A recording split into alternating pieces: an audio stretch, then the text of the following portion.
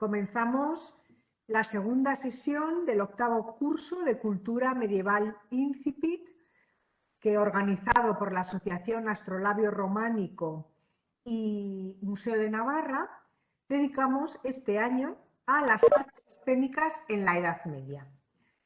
Esta tarde tenemos un plato fuerte de este curso porque vamos a arrancar hablando de ese auto de San Nicolás, que es una de las inquietudes, uno de los motivos en torno al cual nos hemos propuesto profundizar en las artes escénicas en la Edad Media. Para ello está esta tarde con nosotros Mercedes Travieso Ganaza, a quien saludamos, le damos la bienvenida y agradecemos muy de veras esta llamada que le hicimos proponiéndole que participase en este curso de cultura medieval, pues aceptase inmediatamente con gran generosidad. Mercedes es doctora en filología francesa y la verdad es que es un nuevo perfil que incorporamos a este curso, que es intradisciplinar, en el que participan todo tipo de profesionales para acercarnos a esa cultura medieval, pero nunca habíamos tenido a una filóloga.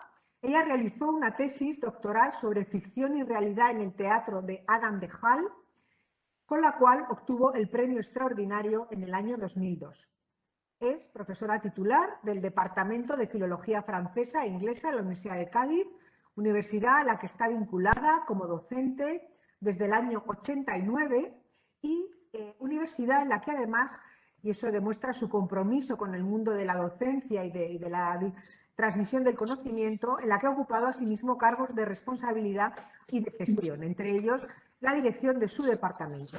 También está integrada en el grupo de investigación sobre literatura, imagen y traducción de la Junta de Andalucía. Coordina cursos a través de becas Erasmus, lo cual le hace pues, conocer muy bien el panorama universitario en Europa y en otros centros universitarios. Y por no alargarme en esta presentación y con su largo currículum, voy a reseñar únicamente una serie de publicaciones que todas ellas, la verdad, me parecen muy sugerentes. Voy a decir exclusivamente los títulos. La escritura feminista en la imprenta leonesa del siglo XVI, escrito en francés. Mis pensamientos sobre el mar, la obra El mar en la obra poética de Joaquín de Belley. El lado oscuro del amor, las rimas de Bernet du Gillet, en Luces y sombras, la relación entre textos e imágenes. O La fiesta del loco en el jeu de la feuille, in écrire, traduire et représenter la fête. Escribir, traducir y representar la fiesta. Pero si hay algo de su currículum y de sus publicaciones que en esta tarde es especialmente reseñable, son una serie de artículos que ha dedicado al autor de San Nicolás, como La taberna como espacio transgresor en el Jeu de San Nicolás de Jean Baudel, en Anales de Filología Francesa del año 93, La distancia teatral en el juego de San Nicolás de Jean Baudel, en los estudios de lengua y literatura francesa del año 90, o Las virtualidades escénicas en el Jeu de San Nicolás de Jean Baudel, también en los cuadernos de filología francesa del mismo año. Por lo tanto, es seguramente la persona que mejor está preparada para hablarnos esta tarde sobre la subversión de la escena, el Jeu de San Nicolás de Jean Baudel. Comento a todos los participantes que al terminar su intervención se abrirá el turno de preguntas, que se puede hacer a través del chat o en el momento ese la persona que quiera hacer la pregunta directamente activando su micrófono. Y sin más, pues agradecer de nuevo a Mercedes Travieso que esté esta tarde con nosotros y cederle la palabra y la pantalla. Muchísimas gracias, Mercedes.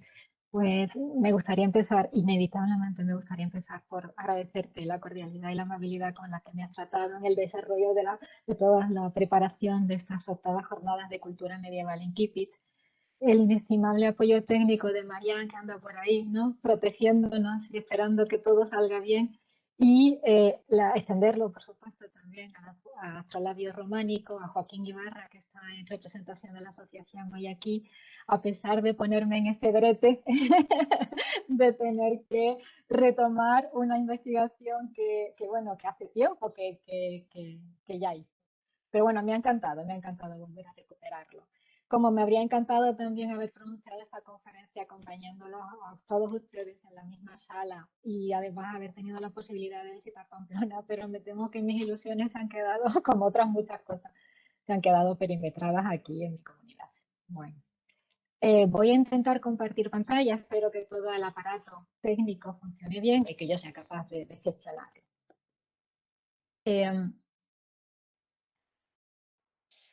En primer lugar, deciros que me siento realmente honrada de haber recibido esta invitación a reflexionar sobre el papel fundacional del Jeu de Saint-Nicolas de Jean Bodin en la dramaturgia francesa, porque es lo que convierte esta obra en un verdadero laboratorio de experimentación de nuevos procedimientos literarios. Perdona, Mercedes, no sé qué pasa con el sonido, que a veces se va.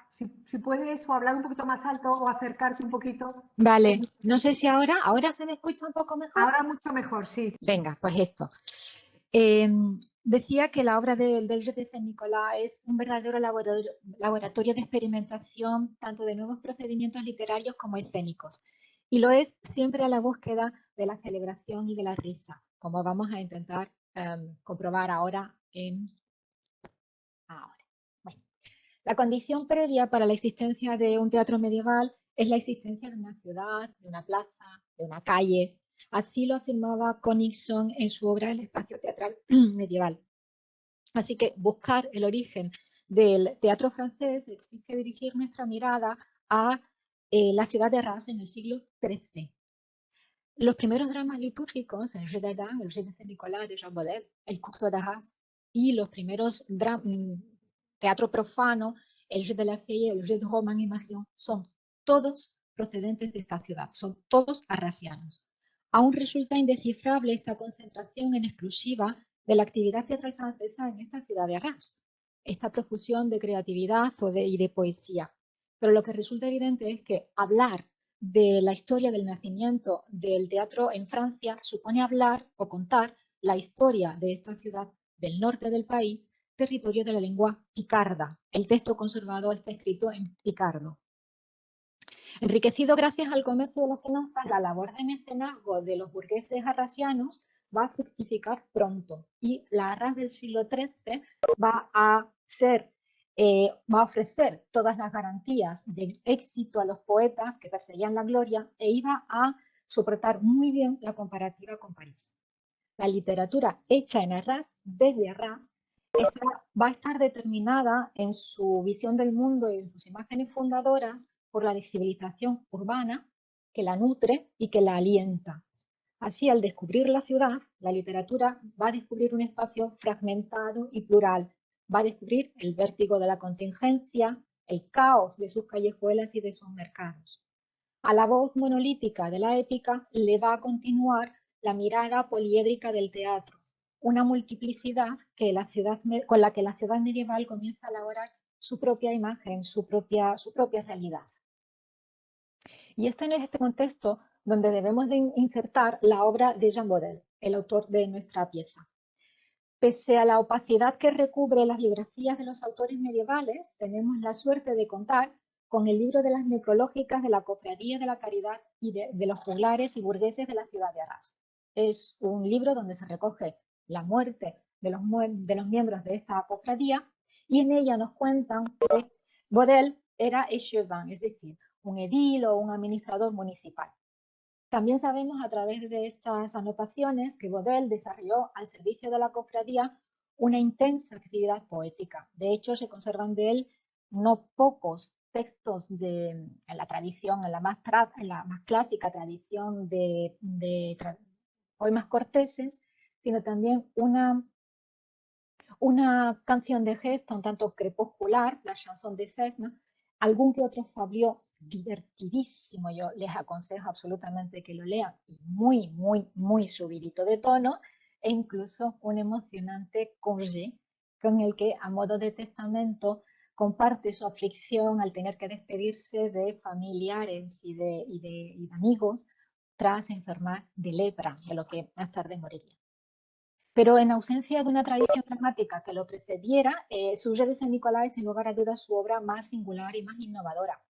Bodel va a demostrar en esta obra su capacidad para manejar todo tipo de registros, desde lo épico a lo lúdico, desde lo religioso a lo irreverente, desde la poesía al drama. Fuera ya de los muros de la iglesia, para algunos el Jeu de Saint Nicolas es el primer milagro representado, para otros muchos la semilla de la separación definitiva de la liturgia y del teatro profano. La obra que vamos a analizar se conserva en un único manuscrito. En el manuscrito está depositado en la Biblioteca Nacional de Francia, que hoy podemos consultar, como ven ustedes, maravillosamente digitalizado, y que es el manuscrito conocido como el de la Vallière. Es un códice que está datado aproximadamente sobre 1300, lo que lo sitúa casi un siglo después de la supuesta primera representación del Jeu de Saint Nicolas, que estaría, si hemos de creer al propio Bodel en su obra, hubiera sido representado el 5 de diciembre, la víspera de la celebración de San Nicolás, en torno a 1200. Entonces, bueno, más o menos estas son las fechas donde podemos datarlo. El manuscrito, como también pueden ver, alterna la tinta de color negro para el discurso de los personajes y unas líneas de color rojo para la distribución de los parlamentos. Esta escritura, como ven, a dos columnas y a dos tintas, parece anunciar lo que pronto vamos a descubrir, y que no es otra cosa que el Jeu de Saint Nicolas es una obra de estructura dual, porque como si de un juego especular se tratara, Jean Bodel va a construir su obra mimetizando la propia estructura de la ciudad de Arras, que se hallaba dividida en dos núcleos habitacionales, la ville por una parte y la cité por otra. Una bipolaridad que va a ser vociferada en la propia obra a través de dos de sus personajes, Conage, que es el pregonero de la cité, y Raoulé, que es el pregonero de las bondades del vino de la vida. Ambos personajes van a plantar de entrada, con su entrada, van a dibujar una tipología de personajes que están divididos entre los viejos habitantes del burgo, los de la cité, que van a ser los gestores de la administración, frente a los habitantes de la vila, de la nueva ciudad, que está burbujeante de energía y de actividad comercial, lo que en buena medida va a anunciar la transformación de la poesía que impondrá esta nueva realidad urbana. El Jeu, lejos de la obsesión actual, de nuestra obsesión por la originalidad y el suspense, Jean Bodel sabe que su público no se inquieta en absoluto por la intriga, así que va a utilizar para su obra un material tradicional y geográfico, el milagro de Saint Nicolas, que el público arrasiano ya conoce de antemano y que él mismo incluso afirma ya haber leído. Es probable que todos conozcamos el texto o el milagro de Saint Nicolas, pero nos vamos a conceder algunos minutos para recordarnos, ¿de acuerdo? Así que érase que se era, en un pasado muy lejano, en un territorio indefinido, dos reyes, uno cristiano y otro sarraceno, pasaban su tiempo enfrentados batallando. Un día, el rey sarraceno va y asalta el territorio cristiano, consiguiendo aniquilar a su ejército y a toda su población. Solo se salva un hombre bueno, un Pridoma, que consigue sobrevivir refugiado en una capilla. Esta es la única ilustración en lumineux que presenta el manuscrito, esa que vemos el Pridoma rezando en genuflexión delante de la figura de San Nicolás. Y bueno, pues sobrevivió mientras rogaba la protección de San Nicolás. Asombrado por la fe en un trozo de madera, el rey sarraceno le pregunta al Prudhomme la razón de su convicción. Y este le contesta que cree en la bondad de San Nicolás, puesto que éste siempre protege a sus fieles y que además, cito en este momento la obra, multiplica y hace crecer aquello que se le confía guardar. Esto es interesante para el desarrollo posterior de la obra. Para poner a prueba tal afirmación, el rey decide poner los cofres de su tesoro abiertos, sin protección, anunciarlo además por todo el reino de que así lo iba a hacer y dejar sobre el tesoro la estatuilla de San Nicolás como única protección. Pues claro, los conocedores de esta situación, los ladrones, 3 anónimos ladrones van a aprovechar la noche para robar el tesoro. Y en este punto, y sin demasiadas explicaciones, parece que Dios vino y los hizo dormir profundamente. En un lugar tan indefinido que Baudelaire lo va a describir como no sé dónde, en un sitio cualquiera. Ese verso que ven ustedes resaltado, el 59. Desvelado, el rey va a comprobar en medio de la noche que el tesoro, por supuesto, ha desaparecido y convoca inmediatamente al prud'homme para darle una muerte lo más cruenta posible. El buen hombre, aterrorizado, ruega paciencia al rey, por Dios, hasta que amanezca, vamos a consérveme la vida hasta que amanezca. Reduplica sus súplicas y sus oraciones a San Nicolás, todo esto sin dejar de llorar. San Nicolás escucha su plegaria y encuentra y despierta a los ladrones, y a los que va inmediatamente a convencer de la necesidad de devolver el dinero y la estatua del santo que también habían robado. Cuando el rey despierta, se da cuenta de que el tesoro no solamente ha sido devuelto, sino que ha sido devuelto multiplicado. Entonces, inmediatamente queda convencido de los evidentes, más que evidentes beneficios de confesar la fe cristiana. Se convirtió presto al cristianismo él y obligó a todo su pueblo a hacerlo. Y hasta ahí el milagro de San Nicolás. La primera sorpresa que nos va a deparar el Jeu de Baudelaire es que nos va a contar 2 veces la misma historia. Si ustedes hay 2 columnas en el lado derecho de su diapositiva. Baudelaire lo va a hacer en un discurso de lo que podríamos considerar una especie de presentador del espectáculo, que él va a llamar Libreciere, el predicador, que nos va a contar la versión de la leyenda que yo les acabo ahora mismo a ustedes de resumir.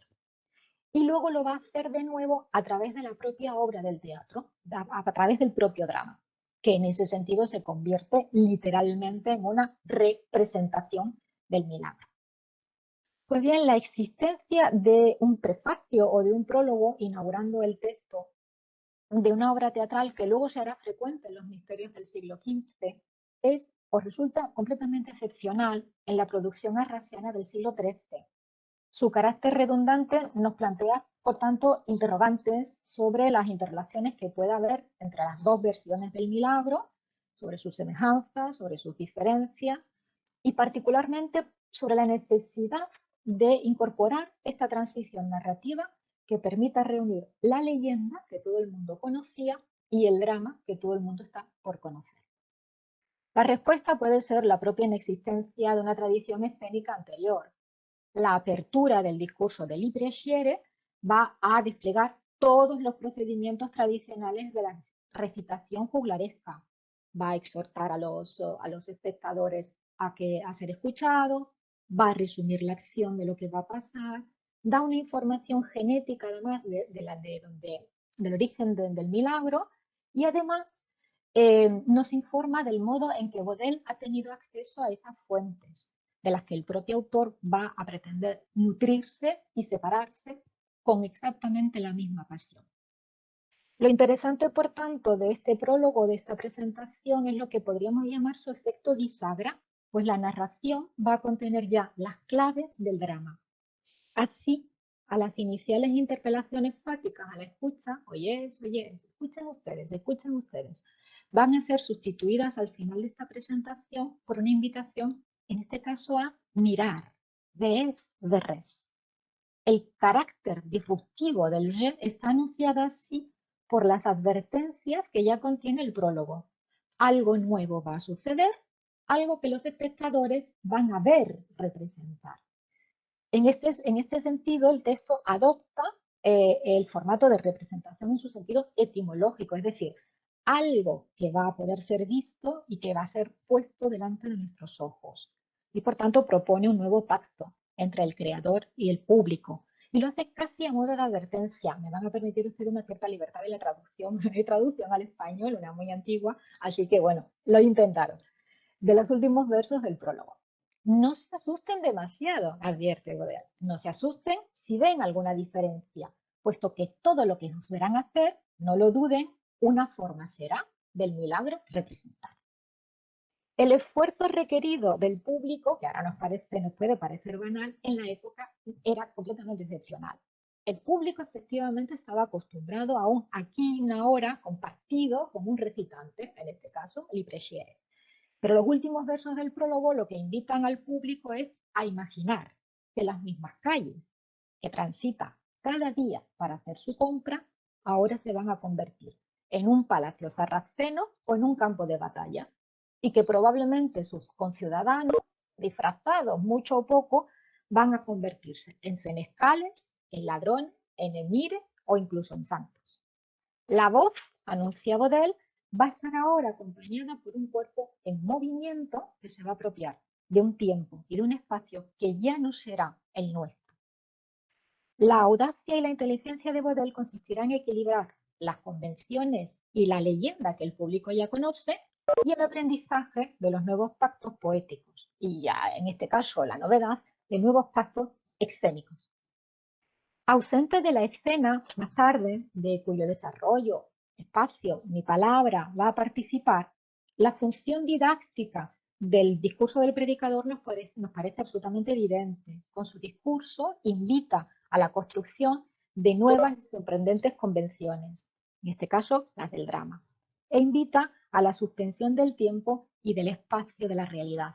Hoy diríamos que invita a construir una cuarta pared, difícil de construir y que sin embargo luego va a desgarrar cada vez que les sea interesante hacerlo. Bueno, si la narración repite los modelos convencionales, el drama los va a descomponer, los va a dinamitar.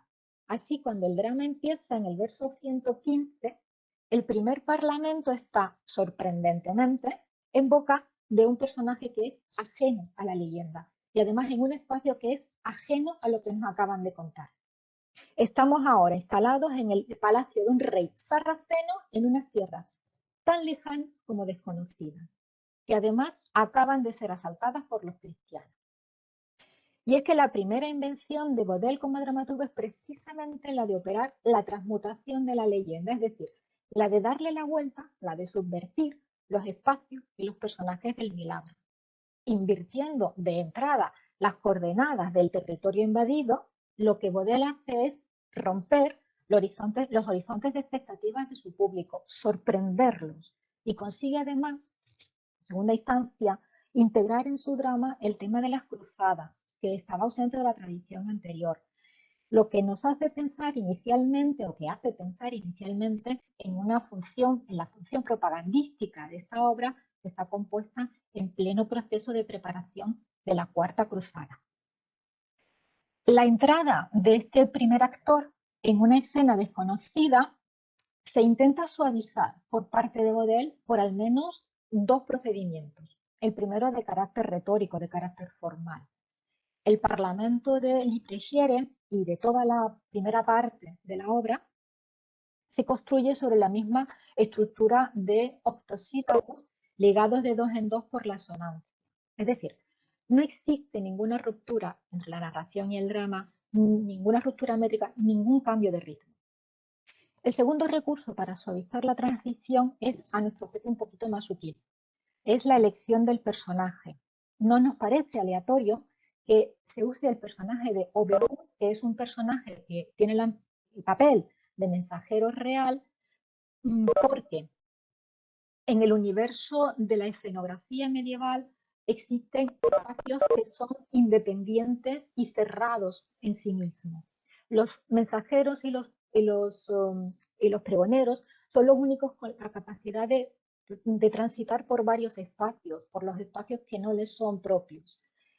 Podría ser la cité y la villa, la taberna y el palacio, como veremos antes, o en este caso, la narración y el drama.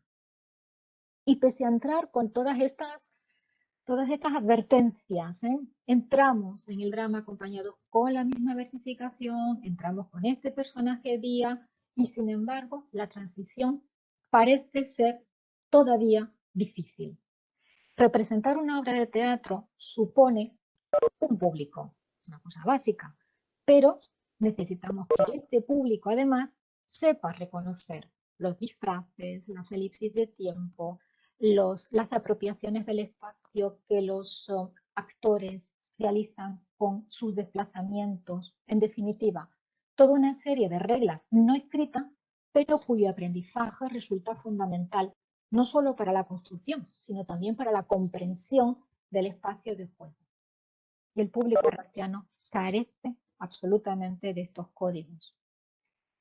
Baudelaire en su obra parece ser muy consciente de esta situación y se ve cómo se esfuerza por explicar cómo se construye este nuevo espacio que va a presentar ante los ojos de sus conciudadanos. Va a intentar explicar cómo se producirá la desaparición de ese espacio de la realidad y su transformación en un espacio de ficción, construido además sobre la paradoja de que este espacio de ficción va a ocupar las mismas calles y las mismas esquinas que la realidad. Necesita pues la exégesis de qué es esto del teatro.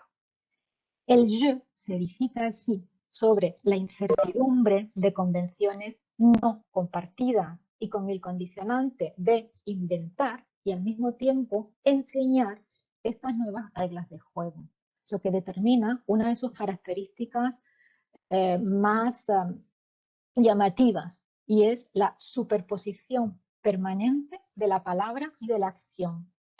Veamos cómo hace esto. Esto parece así como muy complicado, pero eso luego es muchísimo más fácil. Y intentemos descodificar cómo materializa Baudelaire esta hazaña didáctica. Bien, el texto conservado carece de didascalias o de acotaciones escénicas. No hay ninguna indicación sobre cómo se puede construir la escena, ¿vale? Una ausencia que además los editores actuales de la obra siempre van a intentar paliar, ya sea incorporando pequeñas notas explicativas o intentando dividir el texto en escenas que no son propias del manuscrito original, del texto original. Por otra parte, la historia o la historiografía del teatro no nos facilita además ninguna certeza sobre la realidad de la obra medieval. Si recuerdan ustedes, la semana pasada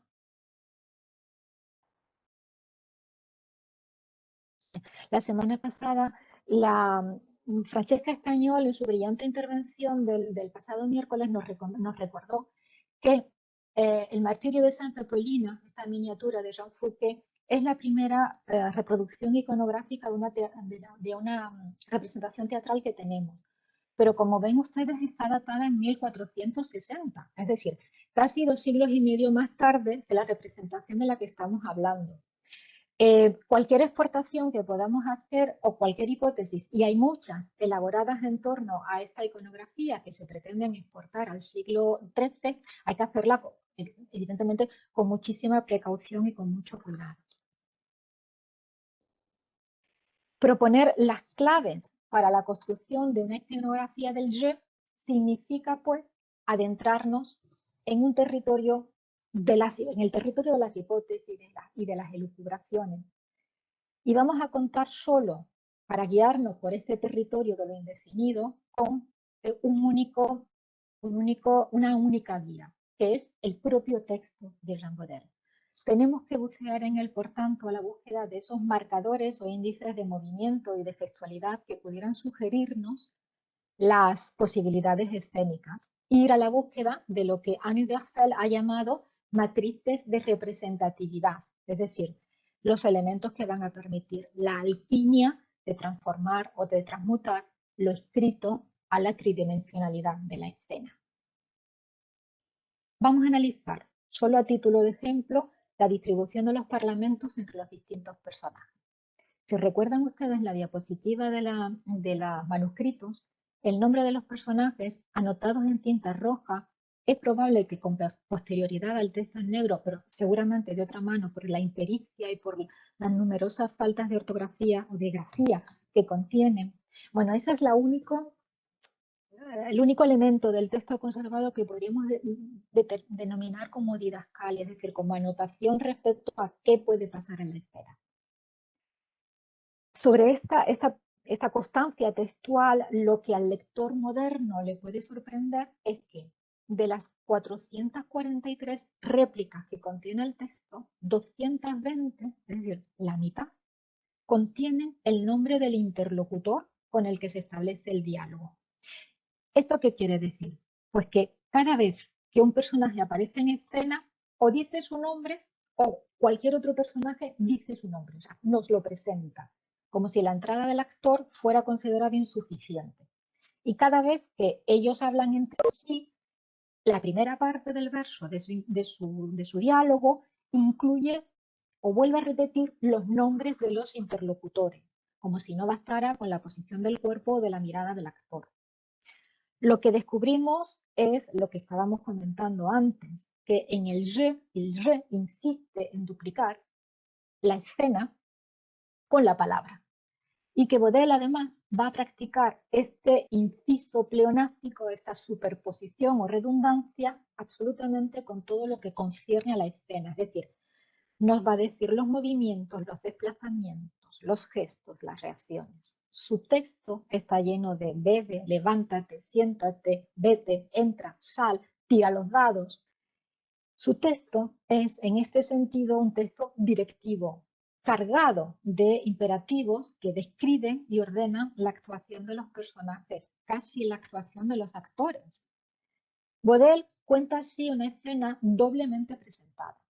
Y por el texto, por el gesto, perdón, y por el gesto, por la acción del actor, y al mismo tiempo por sus palabras, por sus diálogos. Y termina, por tanto, ofreciéndonos una historia representada de nuevo. El je se desarrolla además en torno a diálogos mantenidos en circuitos cerrados, es decir, con la excepción de los personajes de los que hablábamos antes, que tienen el papel de pregoneros o de mensajeros, y por tanto la capacidad de transitar por varios espacios, los personajes del je solo hablan con el grupo de personajes presentes en el espacio que ocupa. Esto es lo que la escenografía medieval llama espacios compartimentados del texto medieval o del teatro medieval. Hoy nosotros lo llamaríamos burbujas de convivencia, pero son dos formas de decir exactamente lo mismo.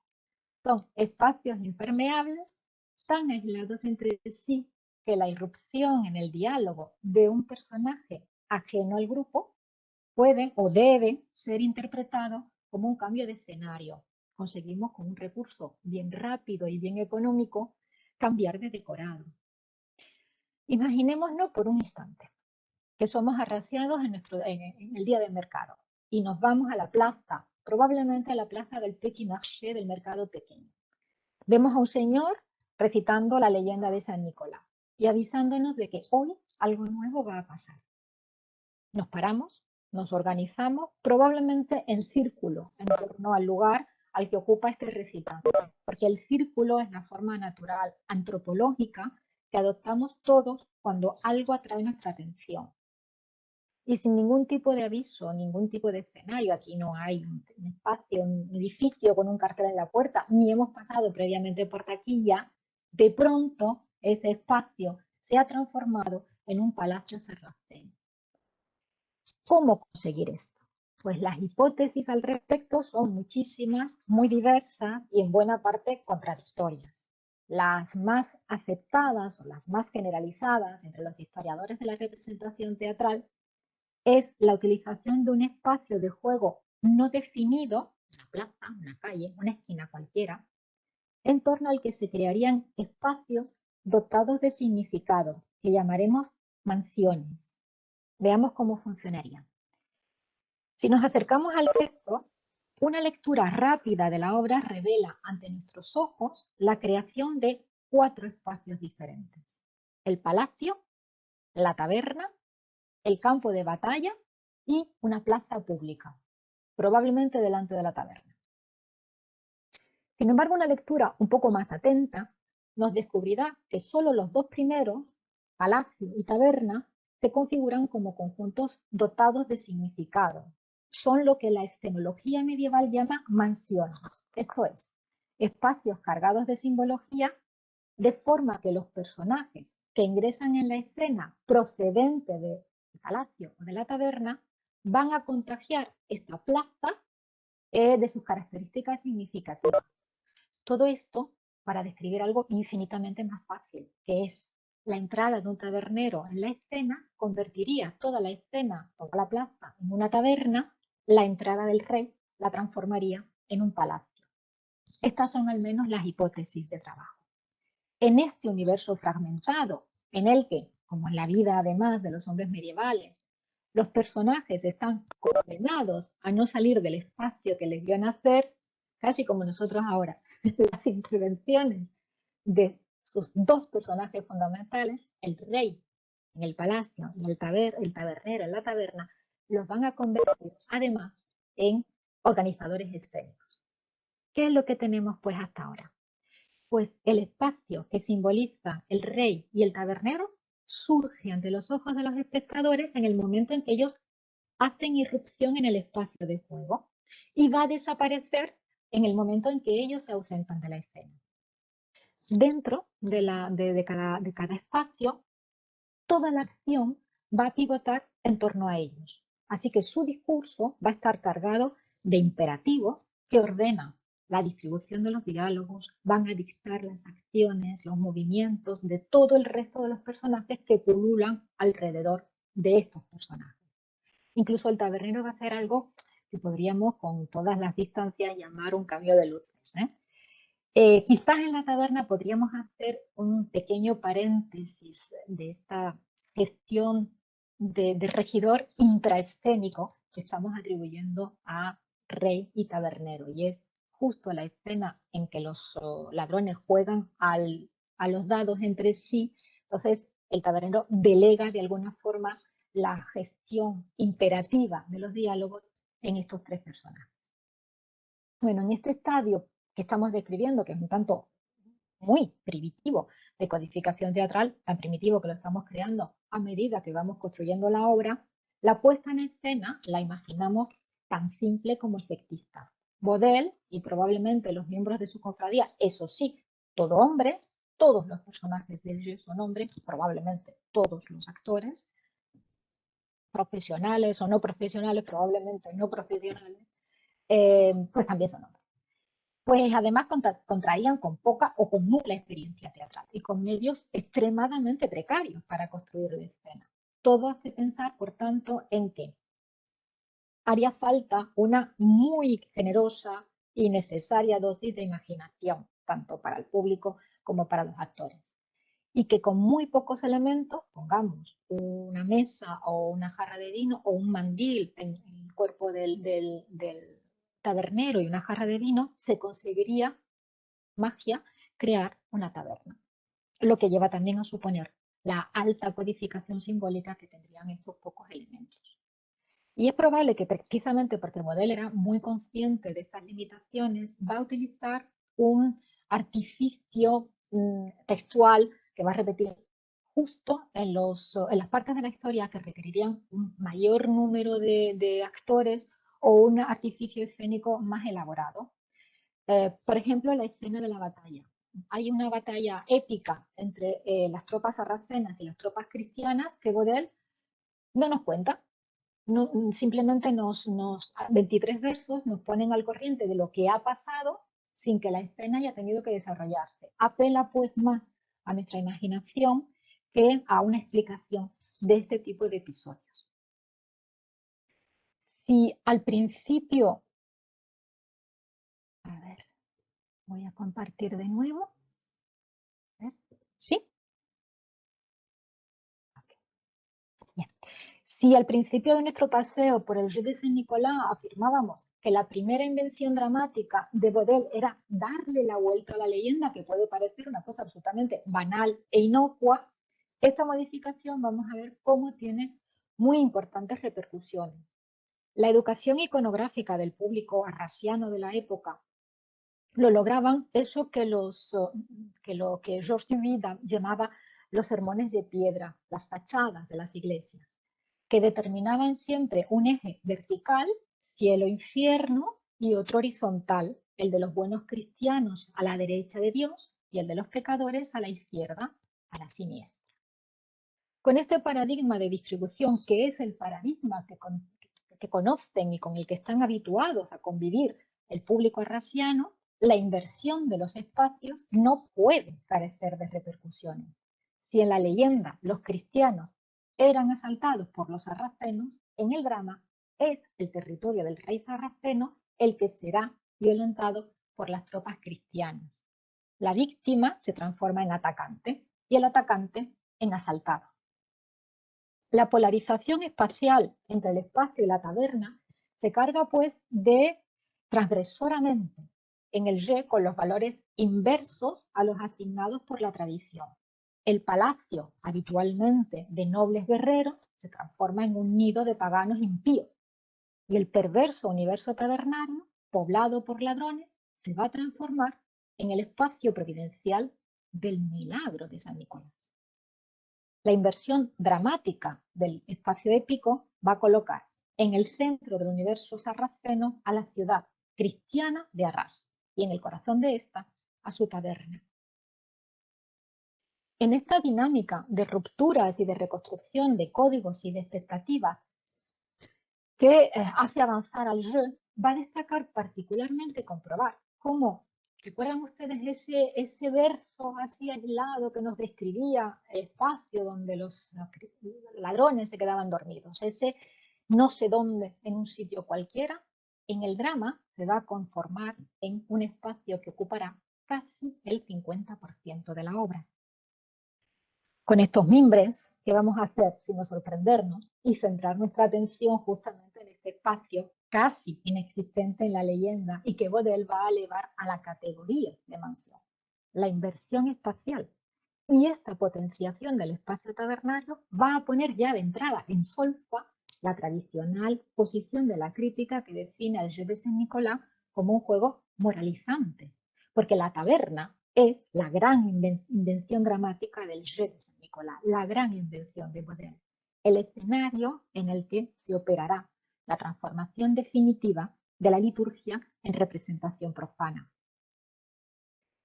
Si recuerdan ustedes aquellas columnas a la derecha de las primeras diapositivas, se notaba entonces la divergencia porcentual que el prólogo y el drama asignaban a los espacios de la taberna y del palacio. El delicado equilibrio del cómputo de versos se va a mantener y se va a alimentar si analizamos los elementos que describen a uno y otro espacio.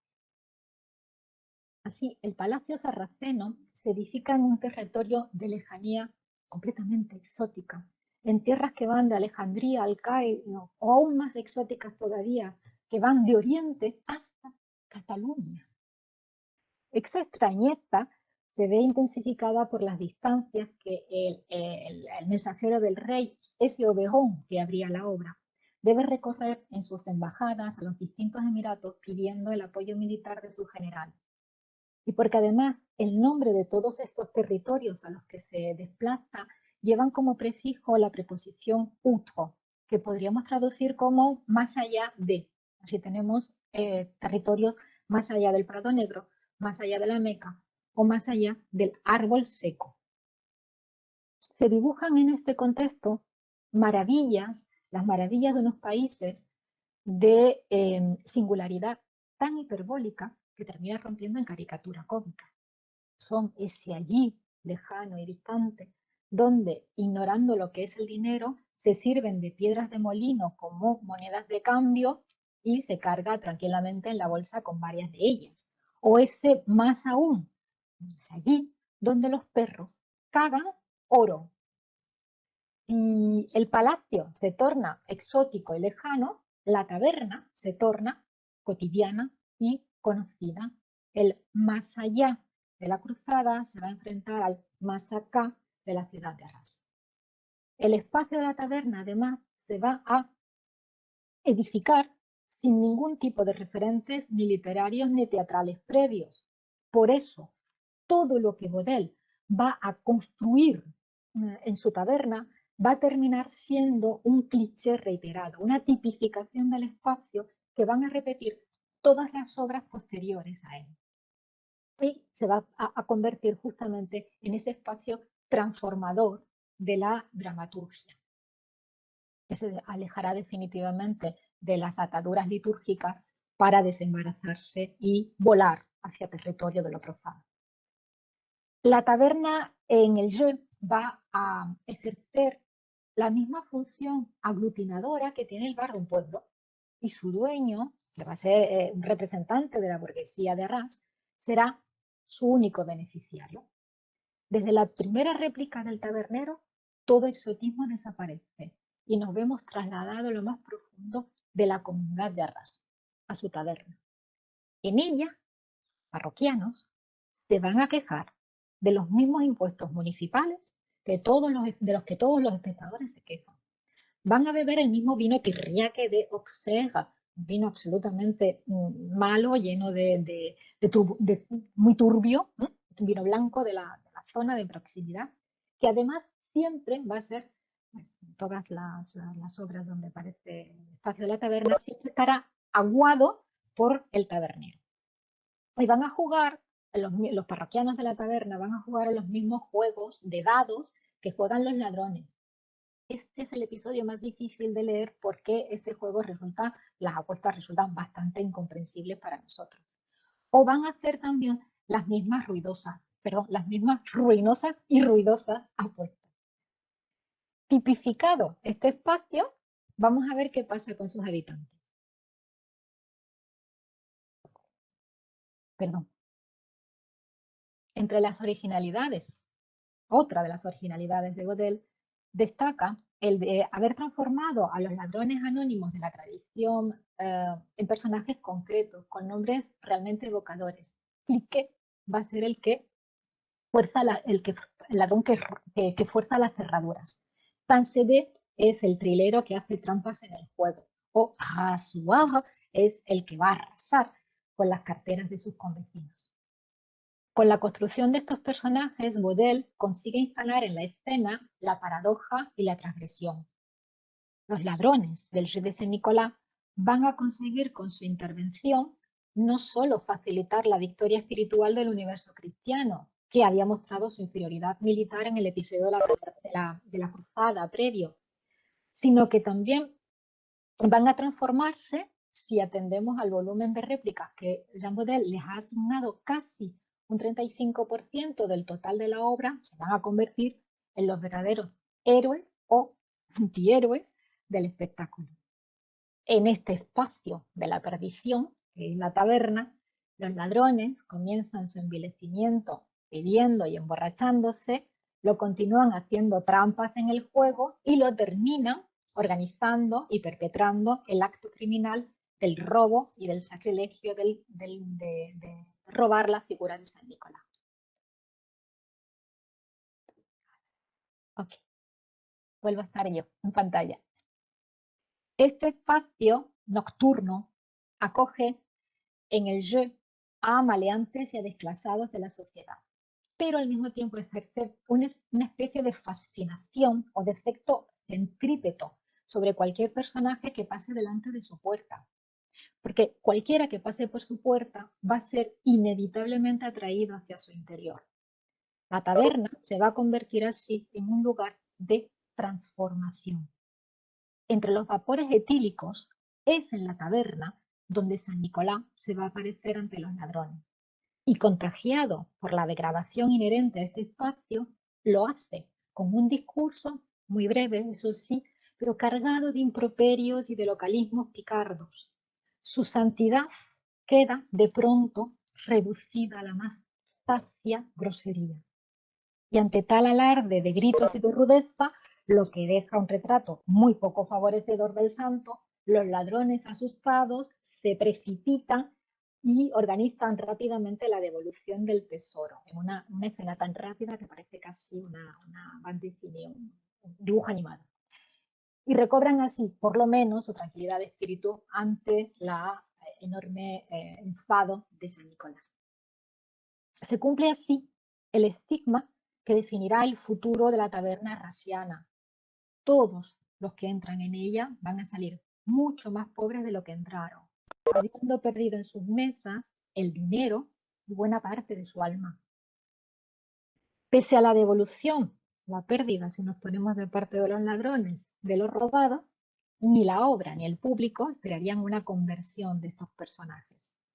Su abandono de la escena no supone en ningún modo un abandono de su esencia.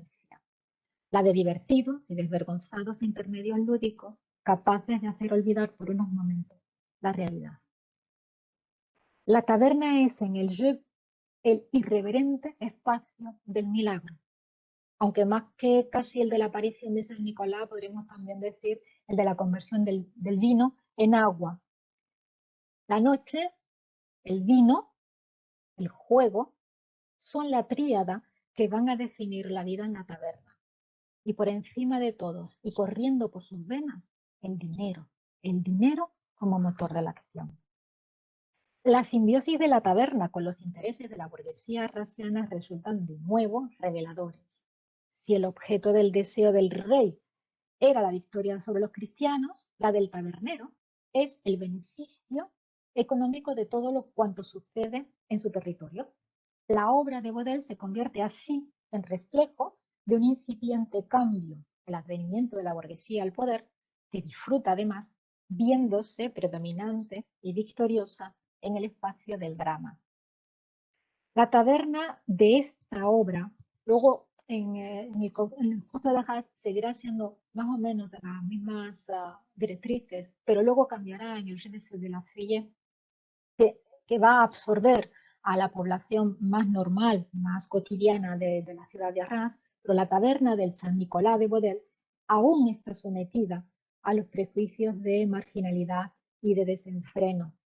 Y curiosamente es este espacio degradado y degradante el que se redescubre como un espacio dramático en territorio cristiano, que ejerce de contrapunto cómico a la épica de los campos de batalla.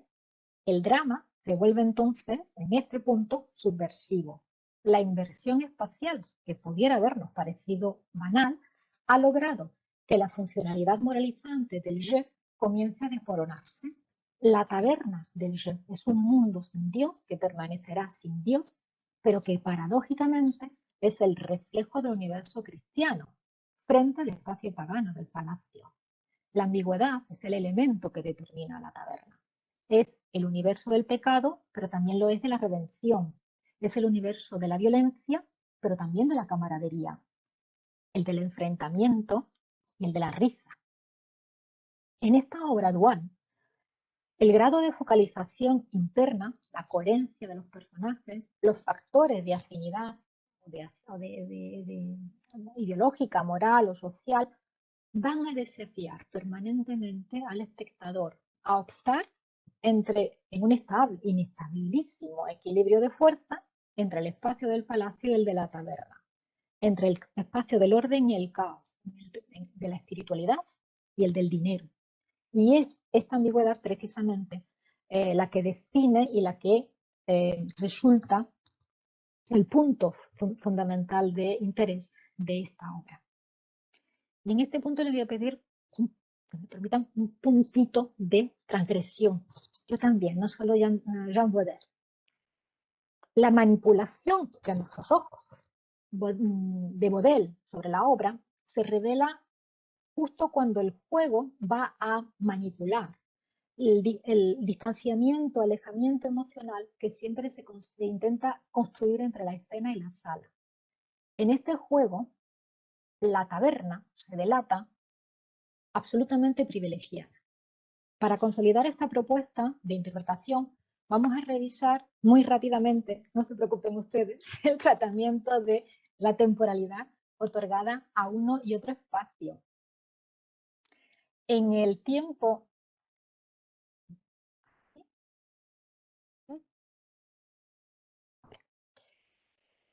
En el espacio del palacio, la temporalidad se inscribe escénicamente a través de numerosos y rápidos desplazamientos de sus personajes. Asistimos en apenas 23 versos a todos los desplazamientos de Obeón mientras viaja de oriente a occidente, mientras regresa a palacio, y el aún más rápidamente resuelto desplazamiento de las tropas de los distintos emires llegados desde tierras muy lejanas. Tras marchas, algunos de más de 30 días sobre el hielo, otros tras largas travesías por el mar. Aquí tenemos otras de las grandes elipsis textuales y escénicas a las que Baudel nos empieza ya a acostumbrar. El tiempo del palacio se torna así mítico, o en palabras de Ray Flo, se convierte en un tiempo elástico, un tiempo indefinido que se construye fundamentalmente sobre la elipsis y que se ve además afectado por continuos avances y retrocesos. En el palacio hay sueños premonitorios de acontecimientos futuros o retornos oníricos al pasado. Frente a esta temporalidad indefinida, el tiempo en la taberna va a transcurrir en una linealidad pausada y lenta, pues todas estas idas y venidas se van a suceder mientras uno de los ladrones, Cliquet, continúa su estancia desde el principio en la taberna. El tiempo referencial del palacio es el tiempo, evidentemente, de la fantasía, fuera de los límites marcados por la permanente presencia de Cliquet. El tiempo de Cliquet es un tiempo que bien puede haber compartido con el público, mientras todos observaban fascinados estos desplazamientos escénicos. Y es precisamente este recurso de identificación en el que, de nuevo, un inteligente Bodel va a poner en funcionamiento dentro de la taberna. Todo el rocambolesco juego de dados y la aparición de San Nicolás va a producirse en este espacio de la oscuridad, un espacio apenas iluminado por la pálida luz de una vela. Amparados por la oscuridad de la noche y en medio de sus apuestas y sus jarras de vino, los ladrones van a solicitar hasta en 4 ocasiones el recambio de una vela, al parecer consumida ante su mirada. El tabernero y su acólito Cañé acuden a recambiar la vela, que de nuevo vuelve a consumirse ante los ojos de todos los presentes. Todos los presentes, hemos de suponer, actores y también público. Bodel consigue de esta forma que el tiempo del vino y de las apuestas sea un tiempo compartido. El tiempo de la escena se identifica así con el de los espectadores, lo que los invita a una comunión etílica, lúdica, a un desenfreno también compartido. Las fronteras entre la realidad del espectador y la ficción de la escena se vuelven aquí confusamente permeables, en una invitación que bien podría adelantarse a la de François Villon cuando exclamaba: vámonos todos a la taberna y al vino. La taberna consigue así, por su definición simbólica, conciliar el universo de la representación y el territorio del público, y lo hace en un único escenario, la ciudad de Arras. Tras la devolución del tesoro y la conversión evidente y rápida de los sarracenos, perdón que se me ha caído el micrófono, la obra va a terminar con un Te Deum que van a entonar todos los participantes de la escena o también del público.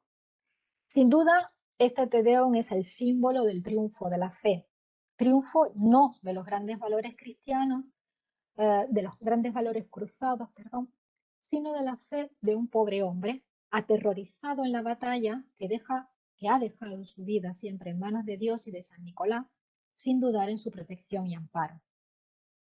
El resultado final se instala, pues, en la ambigüedad interpretativa, una ambigüedad reflejo de una sociedad que se cuestiona a sí misma y donde la división maniqueísta del pasado comienza ahora a resquebrajarse. Si creyéramos en el valor edificante del jeu, argumentaríamos que en la más continuista tradición épica, el didactismo cristiano de la obra se edifica sobre un universo compensado. Así, tras la derrota militar de los cristianos, se sucede la victoria espiritual y definitiva de la fe y de la oración. Pero si decidimos alejarnos de la pedagogía cristiana, la multiplicidad desordenada de la obra sugiere interpretaciones mucho más sutiles y pervertidas. Hemos conseguido o hemos comprobado cómo la religión y el dinero se han ido alternando como motores de la acción, hasta terminar por confundirse. Desde los primeros versos del drama, la única relación que el rey sarraceno mantenía con el ídolo al que adoraba, con Tervagant, era la ofrenda del dinero. En la taberna, por su parte, al fraude del precio de los vinos y el vino aguado del tabernero, se une una larguísima escena de dados, donde las pérdidas y las ganancias eran tan efímeras como insustanciales. En este espacio de la risa, la ejecución del milagro queda reducido a la devolución del tesoro robado. El milagro de San Nicolás se torna, pues, en este punto subversivo. La ambigüedad de la religiosidad del jeu termina por convertir la fe de este pobre Prud'homme en moneda de cambio, y la conversión de los sarracenos parece apoyarse no solo en la protección del tesoro, sino fundamentalmente en su multiplicación. Termino ya. La maestría de Bodel ha sido conjugar ambas posibilidades interpretativas de forma tan hábil que, como lectores del siglo XXI, aún podemos preguntarnos la verdadera intencionalidad de la obra: predicar entre los arrasianos la cuarta cruzada o elevar a primer plano el motor de una burguesía naciente y poderosa que se quiere reflejada en la escena. ¿La conversión de los sarracenos es una cuestión de fe o es el resultado de la convicción de que la mejor de las religiones es la del dinero, la que te lo duplica y la que te lo devuelve? El resultado final solo se deberá en última instancia a la labor conjunta de todos los elementos que intervienen en cada representación concreta, que primará uno u otro espacio o que permanecerá deliberadamente ambigua. En cualquier caso, será una representación siempre única e irrepetible. Pero, y eso es lo que esperamos haber demostrado, si algo ha conseguido el milagro de San Nicolás, es convertir al público arrasiano de ese auditor advertido que inició la obra en un espectador asombrado que la termina.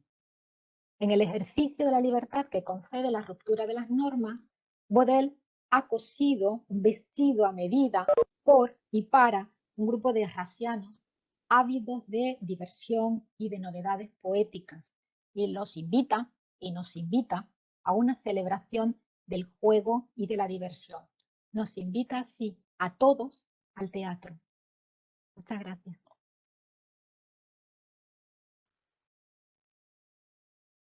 Muchas gracias, Mercedes, por esta interesante presentación en la que, desde luego, nos has desvelado el Jeu de San Nicolás en todos sus matices.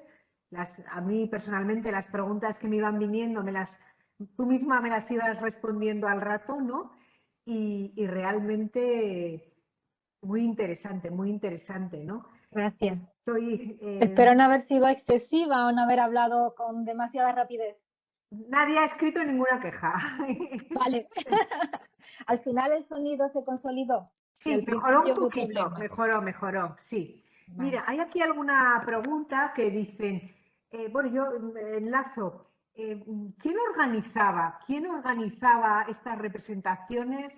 Si se sabe si la escritura del texto fue un encargo para animar a la cuarta cruzada. No se sabe nada, Mercedes. Esa es parte de la frustración de cuando nos acercamos a este tipo de textos y parte de la magia que supone acercarnos a este tipo de textos. Para algunos, efectivamente, fue un encargo de la Cofradía de Juglares y de Burgueses de Arras, que era, digamos, que el organismo dinamizador de toda la actividad lúdica que sucedía en la ciudad. Pero no está confirmado en ninguna documentación. Su intencionalidad religiosa o edificante o justamente propagandística queda un poquito en solfa en función de cuál fuera la perspectiva de interpretación más que se quisiera potenciar una idea u otra. No se sabe nada de su representación, no se sabe ni siquiera la fecha. Para algunos podría haberse representado en la plaza del Petit Marché, donde sí que podía haber habido instalada una pequeña figura de San Nicolás, que habría podido formar parte de la puesta en escena. Hay otros autores incluso que proponen que la creación del espacio de la taberna por parte de Bodel responde a una realidad escénica. En Arras, que está muy al norte de Francia, en invierno pues hace mucho frío y oscurece muy pronto. Y que el público tenía como punto de reunión las tabernas y que las escenas de taberna se integran en las obras teatrales porque ya tienen lugar dentro de las tabernas como espacio de acogida, como espacio de representación. Para otros, podría haberse celebrado en el patio central de la cofradía, de un edificio de la cofradía que lo tenías justo en una calle adyacente a la plaza del Petit Marché. Pero bueno, son todos, como ya te digo, muchísimas más en el territorio de la lucubración, porque documentalmente no. E incluso el propio texto conservado. No sabemos si el texto es un texto que recoge o repite alguna de las representaciones que se hayan podido observar, pues, al haber un siglo casi de distancia, o si la obra no fue escrita y fue recogida por escrito después de haber sido representada. Es realmente un territorio absolutamente de la indefinición. Hay muchas incógnitas, sí. Mira, preguntas, voy a agrupar algunas cuantas, ¿no? Varias personas han puesto de manifiesto lo interesante de relacionar la literatura con la ciudad.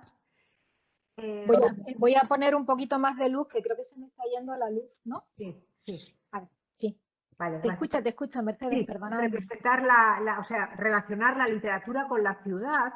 Sí. También yo, por ejemplo, me preguntaba si las personas se movían, ¿no? Si en una plaza, si el público se movía, si los dos lugares se iban haciendo. Hay aquí otra persona también que comenta que a ver si en lugar de ser un acto, en lugar de ser una representación de una especie de auto sacramental, es una especie como de comedia en torno a un santo, ¿no?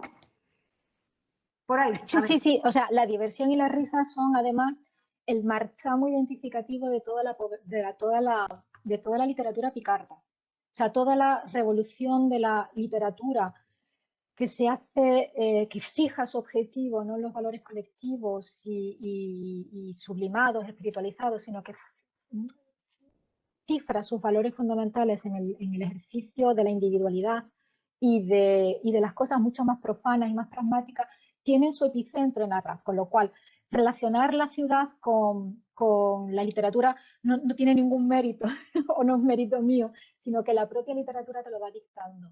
Efectivamente, la risa y la comicidad forman parte inherente, el carácter grigois, el carácter como de viejo verde, es el adjetivo que siempre se utiliza para describir a la literatura que procede de Arras.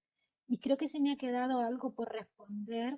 Sí, respecto a la última pregunta, creo que he respondido alguna de las cuestiones. Claro, es una comedia de santo en lugar de un milagro, efectivamente, es algo muy ligado con sí, no, y si se movían.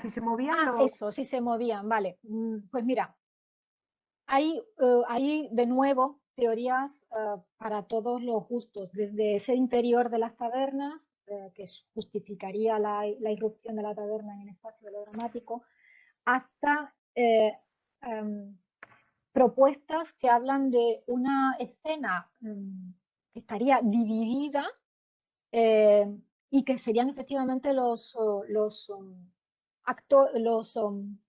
el público, los espectadores, quienes se desplazarían a mí me parece que estamos en un estadio muy primitivo como para imaginar varios escenarios. Por ejemplo, en el Jeu de la Fillette de Adam de la Halle, que se distancia del Jeu de Saint-Nicolas como casi unos 70 años casi, hay un momento en que un predicador de reliquias que afirman curar la locura hace su irrupción en la escena. La escena está en la taberna en ese momento. De pronto este señor hace su irrupción, teóricamente fuera, y dice, señores y señores, traigo aquí unas reliquias capaces de curar la locura. Todos los que sean unos locos en esta ciudad, que vengan y se acerquen a mí. Y a partir de ese momento, toda la escena gira en torno a este personaje, con lo cual, si el público quiere seguir presenciando la representación teatral, se tiene que acercar a este personaje, con lo cual se autodenomina inmediatamente un loco. Entonces, el público, como probablemente pasaría, de hecho todavía sigue pasando, por ejemplo, en el misterio de Elche, cuando sale de los muros de la iglesia y la imagen de la Virgen procesiona por las calles adyacentes a la catedral, lo que hace el público es que el público se convierte en acompañante de la procesión. lo que hace entonces es formar parte del espectáculo, formar parte del ejercicio de la representación. Y aquí es cierto que los límites, bueno, la pequeña experiencia teatral con la que se llega al Rey de San Nicolás es la de los juegos litúrgicos, es decir, la de una representación litúrgica dentro de los muros de la iglesia, primero en latín, después poco a poco introduciendo la lengua romance, pero que no tienen trazados los límites, porque dentro de la liturgia los espectadores no son espectadores, son fieles, son participantes, entran en comunión con lo que está siendo presentado entre sus ojos. Aquí se le pide justo lo contrario. Aquí se le pide que se mantenga al margen, que se estén permanentemente creyendo o viendo que aquello es de mentira, aunque luego juegue, evidentemente, por una cuestión de que finalmente se pretende que el público participe y se divierta, se llega a romper esas barreras. Los personajes, por ejemplo, de los pregoneros siempre inician sus discursos como el juglar o como el predicador. Oye, escuchen ustedes, con lo cual el ámbito de quién es el que escucha ese discurso, ese pregón, quién es. Los actores que están en la escena o los espectadores que están por allí, pululando, entrando, saliendo y nunca quietos probablemente, interrumpiendo muchas veces la escena. Muchas O al gracias, menos así lo imagino yo, después de haber leído muchísimas cosas, siempre quiero entender eso como una celebración, como una diversión compartida. Mira, te hago también algunas preguntas seguidas. ¿Cuánto duraba esta representación, más o menos? A tenor Esta de representación, vuelvo a insistir, no se sabe. No tiene nada que ver con los grandes Pero misterios claro, empezaba de del día, siglo terminaba. XIV o XV, pero bueno, podría ser simplemente una tarde, porque el texto es relativamente cortito. El Corto, vale. texto se puede leer muy fácil y muy rápidamente. Si entendemos que las escenas más gruesas, que son las de las batallas épicas o las de los viajes, no son representadas, precisamente porque requerirían de una complejidad para lo que no se tienen medios, entonces la representación puede ser muy corta. Luego es verdad que los misterios del siglo XIV y del siglo XV se hacen tan largos que requieren incluso varios días de representación. Y la construcción, como veíamos en la iconografía o la miniatura de Jean Fouquet, la construcción de escenarios efímeros, porque luego desaparecen, pero hay libros de cuentas que nos informan sobre los gastos de tal construcción. Nada de eso De nada. tenemos en la época de Baudelaire. Pregunta, varias seguidas. ¿Se representó en otros lugares o fue solo una representación en Arras? Nada, Hoy no en se día, sabe nada. hoy en día se representa, no. Bueno, hace unos 10 años, creo ya, se representó por la Comédie Française, se presentó el Jeu de la Fille. Se hizo en una sala muy pequeña de París y se hizo casi como teatro experimental. Era muy difícil, de hecho, inventaron una dinámica de casi una especie como de presentadora que aparecía con una cartelería delante del público explicando ciertos elementos de la obra que eran difícilmente explicables. Esto respecto al Jeu de la Fille. El Jeu de Saint-Nicolas parece ser más querido por los grupos de teatro de los institutos. Y en YouTube podemos ver algunas escenas, algunos trocitos del Jeu de Saint-Nicolas representado de una forma muy pedestre, de una forma muy de andar por casa, por los estudiantes de secundaria. Pero yo ni se sabe si en la época fue representado varias veces, no se sabe, no hay documentación al respecto. Hay aquí una persona que pregunta, ¿cree que es representable una adaptación hoy en día de esta obra y que cambiaría la percepción de la vida popular en la Edad Media? Inevitablemente cambiaría la percepción, porque para empezar nosotros sí sabemos lo que es el teatro, cosa que ellos no saben. Para ellos cualquier cosa que apareciera creo que podría ser el objeto de una admiración y de una sorpresa y de unos aspavientos que nosotros con la tradición que llevamos todos nosotros en nuestras espaldas, de entrada al efecto sorpresa ya nos habría sido robado. por la cultura, por nuestra cultura, pero robado al fin y al cabo. Y en cuanto a cómo habría que hacerlo, la representación que yo vi por la Comédie Française de esta obra de Alain de Bâle, que es lo más cercano que podíamos encontrar, era una obra difícil, era una obra como muy de un público muy intelectual y muy público, muy culto. A mí me gustaría pensar que sí, que sería posible y que habría que jugar mucho sobre la caricatura y casi sobre el carnaval. Mucho, habría que exagerar mucho los elementos y sobre el ejercicio del engrosamiento de ad náusea, en este caso, intentar provocar la risa a través de la hipérbole. Vale. Pero bueno, a mí me resulta divertido. Voy a hacer dos últimas preguntas porque ya tenemos que pasar a la siguiente. Una es, dice, bueno, realmente Vaudel fue muy vanguardista, ¿no? Hay quien se pregunta si este teatro no está más cerca casi del teatro del 17, ¿no? Fue muy vanguardista, pero no solamente en el teatro. Por ejemplo, su Congé, que es una obra también total y absolutamente excepcional. Es una obra que construye como si fuera un testamento y va pasando revista a todas las personas que han sido generosas con él, a todos sus amigos. Es una emoción palpitante, incluso todavía hoy. Y eso también fue un esquema narrativo que él crea. Y luego le siguen Bodfastul y Adam de la Halle también. Y luego François Villon escribe ya también el primer testamento. Y también lo hace de alguna forma cuando hace bueno, el Fabliaux. Bueno, ya me puedo permitir, ya que estamos terminando, solo el título del Fabliaux es El sueño de las pollas, tal cual. Entonces, es divertidísimo, absolutamente erótico, irreverente.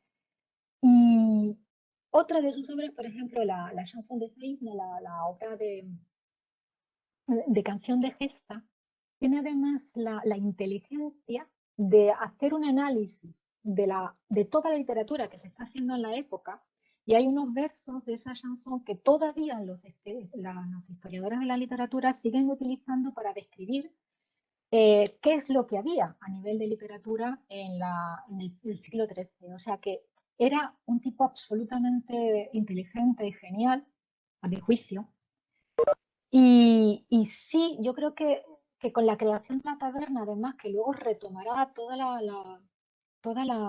hay una serie de clichés, todos los taberneros se van a llamar Raulé, todos los perdedores van a tener que dejar su capa en prenda antes de salir de la taberna, todos, la taberna siempre va a ser un espacio de perdición, pero también de transformación lúdica.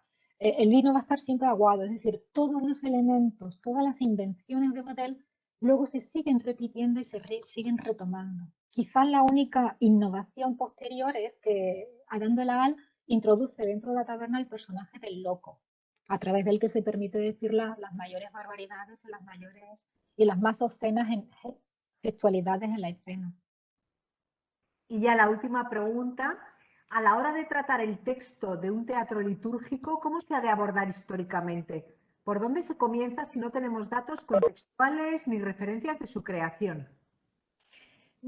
A ver, la crítica tradicional, y yo vengo de una formación filológica y literaria, siempre se ha acercado al texto literario como si no, perdón, al texto teatral como si fuera exclusivamente literario.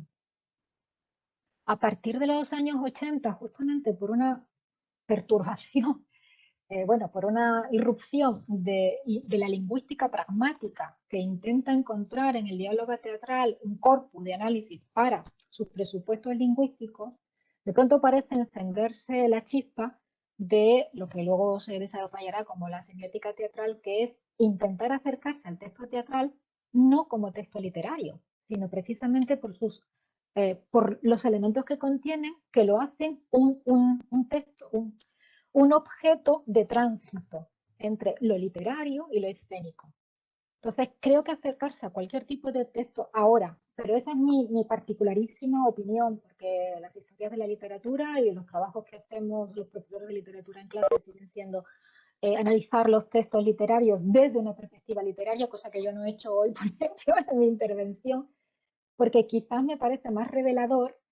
Creo que la construcción, y eso lo dicen autores de teatro, la construcción de un texto teatral contiene ya en germen su propuesta de escenificación. Robarle al texto o al análisis del texto esa proyección me parece que es castrarla de alguna forma. Pero bueno, absolutamente lícito, todos lo hacemos, todos lo seguiremos haciendo, acercándonos con el más absoluto respeto a la palabra literaria escrita, analizarla, pero a mí también me resulta curioso e interesante hacer este ejercicio de bucear, de intentar escudriñar cuáles son las posibilidades de escenificación que ya el texto, siempre un texto teatral contiene. Pues muchísimas gracias. Bueno, A creo vosotros que por invitarme.